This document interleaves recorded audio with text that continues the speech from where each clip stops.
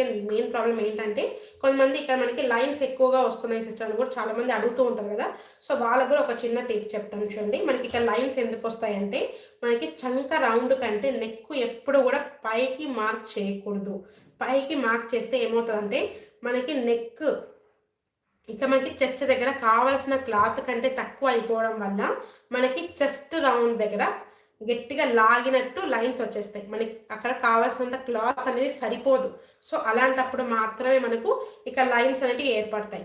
So ఇక్కడ మనకి lines అనేటివి రాకూడదంటే మనకి ఇక్కడ చెస్ట్ ఇక్కడ మనం ఎంతైతే మార్కింగ్ చేసుకుంటామో దానికంటే మనకి నెక్ డౌన్ అనేది కిందికే ఉండాలి, కానీ పైకి ఎప్పుడు ఉండకూడదు. పైకి ఉంటేనే మనకి ఈ లైన్స్ అనేటివి ఫామ్ అవుతాయి.